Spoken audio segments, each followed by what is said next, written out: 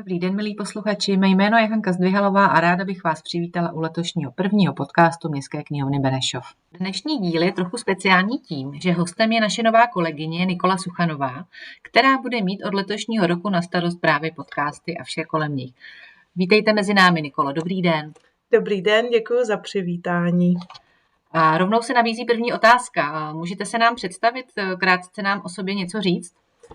Ráda bych se vám představila jako nová pracovní síla Městské knihovny Benešov.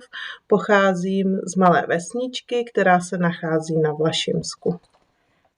A jaké jsou vaše předešlé pracovní zkušenosti? Tak moje pracovní zkušenosti jsou, bych řekla, různorodé.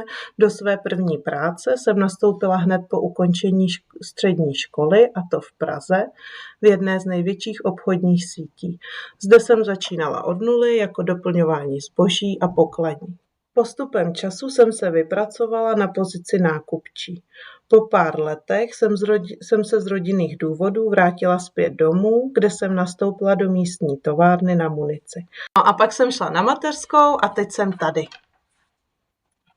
A jak jste se o naší pracovní pozici dozvěděla?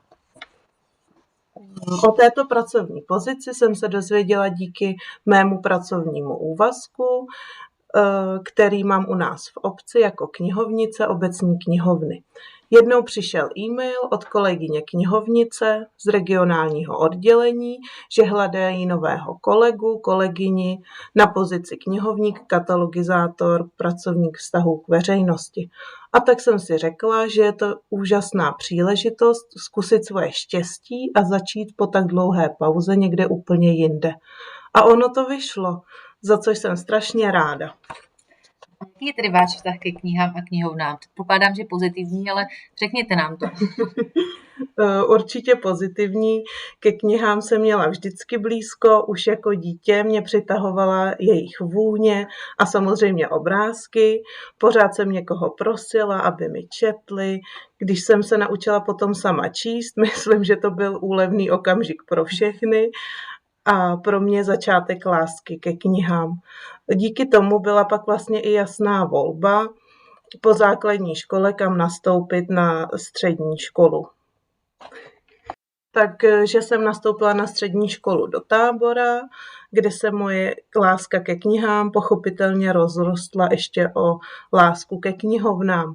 Nejvíc mě osobně na knihovně baví ten klid a atmosféra knihovny jako takové. Ale zároveň se tu pořád něco děje. Ať už jsou to různé autorské čtení, zajímavé besedy, anebo třeba kurz pletení. Zkrátka každý si tady může najít to své. A to nemyslím jenom knížky. Dneska už knihovny nejsou jenom o knihách a policích, ale o komunitě, akcích a o dění. A já mám radost, že toho všeho můžu být součástí. Tak já bych se teďka přesunula k těm podcastům. Chtěla bych vás poprosit, jestli nám můžete říct, jaké činnosti jsou spojené s tvorbou podcastu, co vlastně všechno budete dělat, co to znamená pro vás.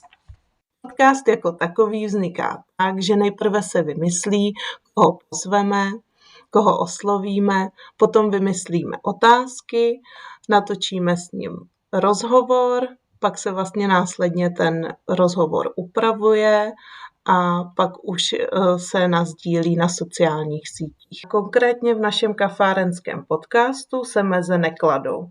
Zaměřujeme se nejen na spisovatele, jako na první dojem může někoho napadnout, ale i na zajímavé známé osobnosti z Benešovska. Zkrátka vytváříme touto cestou další zajímavý i dá se říci novodobý způsob předávání informací naší komunitě. Je to proces, který není na první pohled vidět. Od plánování přes technickou přípravu a nahrávání až po finální úpravy a sdílení. Naše knihovna už několik podcastů vydala. Jaký máte na ně názor a myslíte si, že mají pro knihovnu nějaký přínos? Ano, je to tak. Já vlastně jsem jenom přebrala štafetu od pana Davida Veselého, který tento projekt vymyslel a zrealizoval.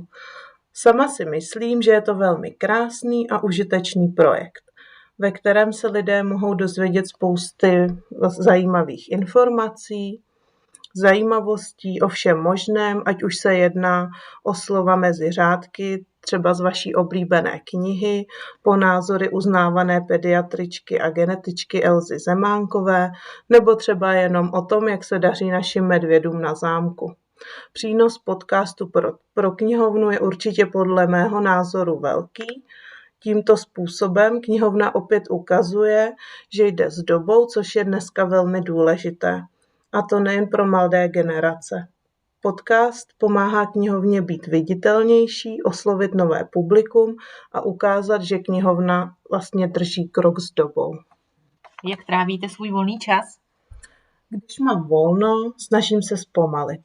Ráda si čtu, i když moje čtení se momentálně omezilo výhradně na dětskou literaturu od té doby, co mám děti, ale i předčítání pohádkových příběhů mě vlastně baví. Jinak jsem ráda s rodinou, užívám si obyčejné věci. A posloucháte nějaké jiné podcasty než ty naše? Jaké jsou vaše oblíbené? Ano, poslouchám podcasty, nemám žádné speciální oblíbence, poslouchám i nepravidelně a na co mám zrovna náladu. Ráda poslouchám podcasty, které mě inspirují, například o literatuře, osobním rozvoji, zajímavých lidech a jejich životních zkušenostech. A samozřejmě náš podcast Kafárenský je můj oblíbený. Mm-hmm. Nedá mi to se nezeptat. Jaké knihy nejraději čtete, kromě těch dětských? Nejraději mám knihy s dobrým příběhem, které mě dokážou vtáhnout, a také ty, které nabízí nový pohled na svět nebo inspirují k zamyšlení. Máte nějaký oblíbený žánr? Co se týká mojí maličkosti, tak já ráda střídám žánry podle aktuální nálady. A na závěr bych se zeptala, co byste vzkázala posluchačům, kteří nás právě poslouchají? Tak ráda bych jim vzkázala, ať se určitě nebojí přijít do knihovny. Nejen kvůli knihám, ale i kvůli lidem, atmosféře a, jak už jsem mnohokrát říkala, i kvůli inspiraci. Klidně mi napište nebo se ozvěte na sítích. Budu moc ráda, když si budeme moc povídat i mimo mikrofon. A já bych tímto chtěla Nikole poděkovat za rozhovor a zároveň bych jí chtěla předat takové pomyslené žezlo, co se týká podcastů. Nikolo, přeji vám, ať vás podcasty baví, ať poznáte spoustu zajímavých osobností při natáčení podcastů.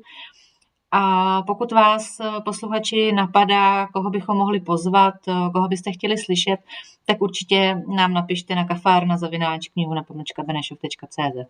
Hezký den. Hezký den.